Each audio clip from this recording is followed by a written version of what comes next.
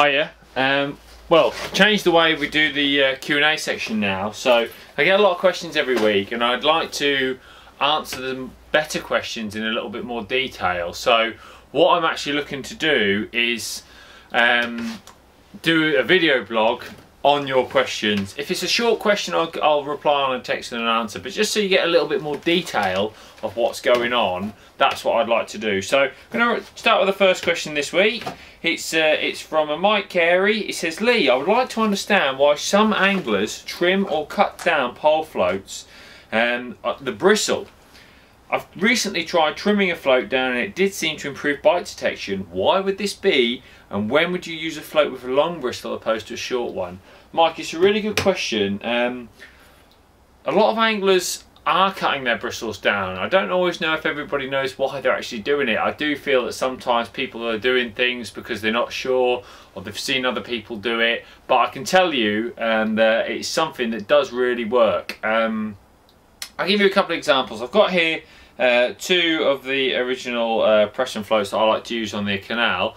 There you can see the original bristle and the one that I've cut down for fishing on the canal. Now, this original bristle, it was a little bit long in my opinion, to be honest, but I have found that a longer bristle can be very useful. So for example, when you're fishing for skimmers, this whole bristle probably takes one number 10 or one number 9 shot to set it from the base right to the top. So imagine you've got it dotted so there's just a small amount of bristle showing, and you were fishing for skimmers with that number 9 just off the bottom.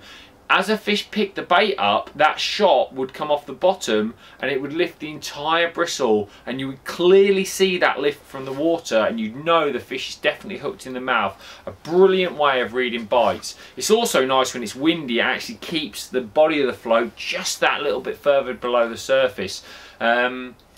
Also, a longer bristle can play a part if you're fishing on the drop. So say you had your bulk further up and you had 2 or 3 number 11 shot in the lower bit. As the bulk settled, you'd have a long bristle, and then as each number 11 settled, you'd have a little bit less bristle. And obviously if the bristle then held up, say halfway, you'd know a roach had picked up your bait just as it was falling on that lower bit. So a longer bristle does have an advantage.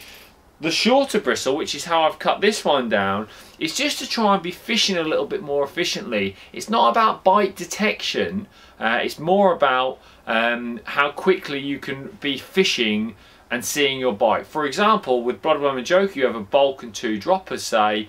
As the bulk settles and you lower the rig in, it will immediately settle to a fishing position. Rather than watching that long bristle go down, it will set to a fishing position very quickly, and it's very efficient once you're fishing for catching fish quicker. In the grand scheme of things, it's not going to change the way you fish, revolutionise anything like that. However, like I said, just having that short bristle does help, especially with pellets as well. As your bulk goes down, you're fishing immediately. You're seeing your bite from the second your bulk registers, anything that happens on the bait, because you're fishing in and around the bottom. Like I said, for longer bristle can help, say, with lift bites or on the drop. Shorter bristle for that fishing a little bit more efficiently for, say, roach and pellets, for commercial F1s, things like that, when you want your bait to get down. While we're here, I will just show you how to cut the bristle down. Having a longer bristle does mean you can trim your float to how you want it, which everybody's is different, okay? So, basically, nearly sneezed. Excuse me. So basically, here's your bristle, okay? And all you need to do is just take a file, not a saw or anything else, and use the edge of the file to trim the bristle where you want. So you lay the file on the edge of the bristle and a few streaks across the bristle. That one's come clean off. You don't even need to do as many as that. Sometimes you can just break it off. So easy to break off, and then just use the file. I literally just go across the top of the bristle a couple of times and that makes a perfect flat. And there you have a perfectly cut down bristle. Okay, very quick and easy to do, and something worth looking at if that's how you want your float to work. I hope that's helped. You can see why I couldn't really answer that one in the text. Definitely better for the video. One message from Alan Pearson. It says he's off to Bonsai Lake at Lindome next Sunday. Any tips and advice for this time of year? Yeah, I've got a couple of things. I know Lindome quite well. I would say Noise is going to play a big factor in the next couple of weeks. This applies to a lot of commercial venues, okay? So fish are waking up, the days are getting longer, it's getting a little bit warmer, okay, and the fish are starting to feed. I can see that in the match results, okay? So pellets are going to play a big part. I'll pick my catapult up the next few weeks. The noise of the pellets going into the water, they haven't heard that for a few weeks. Everybody's been potting in with little pots. The noise of the pellets going into the water with your catapult is going to draw your fish to your peg. Don't just be firing bait in all the time. When you do things like that, you can get too much bait in your peg. Think about it. Think about like you would with your pot. Say 5 pellets every now and again to your bites and attract fish into the area with the noise. If you're no good with your catapult, your little pot from a height tends to work. But I don't know what it is, the catapult does work better than dropping it in from a height. But if you aren't very accurate with a catapult, use your little pot, but make that little bit of noise. That will make a difference. If it's going to be windy, the method will play a part, okay? Not been catching a lot of fish on a method, and that's only because people aren't using it. They're literally using bomb and pellet. So I'd go with a bomb and pellet setup, but I'd have a method feeder. I've been going fishing during the week, and I've been catching a lot of fish on a method feeder the last couple of weeks. The fish have really woken up to it. So micro pellets on a method feeder, little bit of damp ground bait in with it, not a lot, and a pellet or some dead maggots or a bandem on the hook is definitely going to catch you some fish there this week. So that would be my main focus of my approach. If you want a nice day's fishing, you'll catch some fish with casters just out of the hand, just throwing it 4 or 5 meters. But personally, pellets with the pole, either banded 4 or 6 mil pellet or a soft 4 mil expander is going to get you bites, okay? Just that'd be my best advice for the weekend. Final question that we're going to cover is from Josh. He says, hi Lee, what float and shotting pattern would you use for winter fishing on commercials for roach in 6 foot of water? I really struggle to see a shanty in poor light conditions, so that's interesting. Secondly, what float shotting would you use for skimmers in 6 foot of waters? I know this may change in the conditions if I'm starting you know, for one species and moving to another. I'm in a silverfish league and I'd like to get things right. Great question, Josh. A lot of thought into his question and detail. So a couple of things we're going to cover. Roach fishing in 6 foot, float and shotting patterns. To be honest, if I'm roach fishing, I do tend to do it quite close, so I do like a shanty, okay? If you do struggle to see a shanty, personally what I do in my shanties is I give them a little coat of white paint and a little coat of red paint to thicken the bristle up a touch. Okay, a lot of people don't do that. They like the fine bristle, but I don't mind thickening it up a bit to see it in difficult light conditions.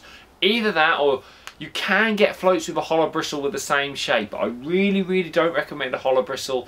It's totally different. Hollow bristles are nice when you're fishing for carp and something that's going to really be positive. Roach are very finicky. You're going to really want to dot the float down. Really dot it down, Josh. You can barely see. I've got one of my old floats. You can barely see the bristle, as much as you can just see. And if you think it's gone under, a little lift, because a lot of the time that's when the cutest roach are picking up your bait, okay? Shotting pattern wise, I just have it strung over the bottom half. So say 5 number 10s over the last 3 foot of water, equally spread, just so that there's a nice steady fall of your bait. You'll be amazed how many big roach you'll catch just as the bait's falling slowly. Skimmers is slightly different. I tend to just go with a bulk and 1 dropper shot when I'm fishing in shallow water for skimmers, but that dropper will be big, say number 8, and I'll keep a 6-inch hook length on the bottom, okay, with that number 8 just off the bottom. So like I was talking about with the floats earlier, you can see the lift bite, you can see the number 8 be picked up because your whole float will come out of the water, and that is the best way to fish for skimmers. If you get in those lifts, that's when you really bag. Obviously it can still go under because the fish could swim away, but a lot of the time the skimmer upends, he picks your bait up and sits back up again, and that picks your number 8 up off the bottom and lifts your bristle up. So I'd have 2 rigs, okay, in 6 foot of water. I'd probably have, say, a 0.5, half a gram float, something like this, with a bulk and just that 1 dropper. You can have 2 droppers, it's up to you. I personally, if it's quite shallow, just have 1 dropper. I don't see the need for anything else, okay? And then I'd have my strung out rig, probably something like a 0.3, something like that, 412s, 414s, depending on how windy it was, with that strung bulk, just to catch those roach on the drop.